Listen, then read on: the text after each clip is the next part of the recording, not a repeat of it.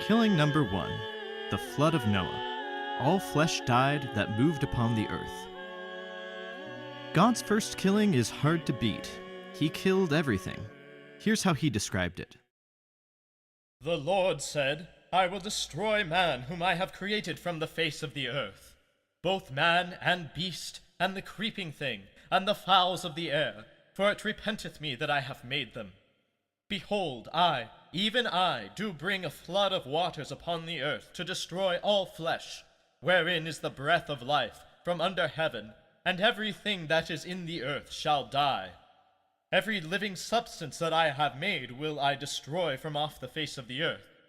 And all the flesh died that moved upon the earth, both of fowl, and of cattle, and of beast, and of every creeping thing that creepeth upon the earth, and every man, all in whose nostrils was the breath of life, of all that was in the dry land died. And every living substance was destroyed, which was upon the face of the ground, both man and cattle, and the creeping things, and the fowl of the heaven, they were destroyed from the earth.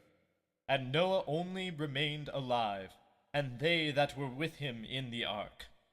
Genesis 6:7 through 7:23.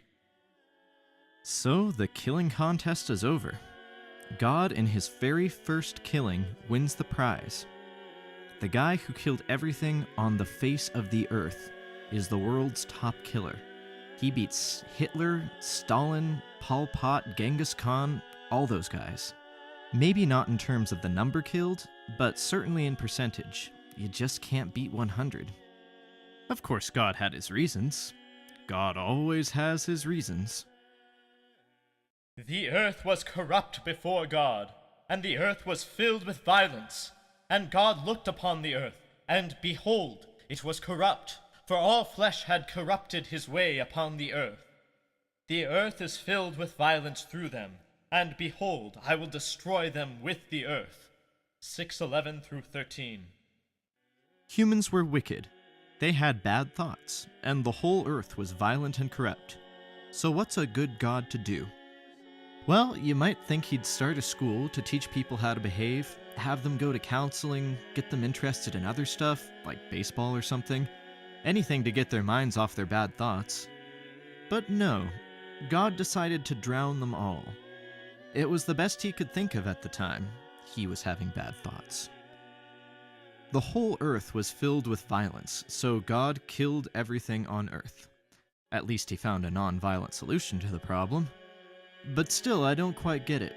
Did God drown the animals because they were too violent? Didn't he make them that way in the first place, either at creation or after the fall of Adam? But here is the excuse that I like the best.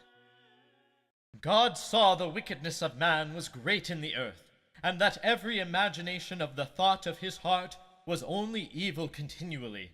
And it repented the Lord that he had made man. 6:5 through 6. And here's what God says after he finishes the job and smells the burning flesh of Noah's sacrifice.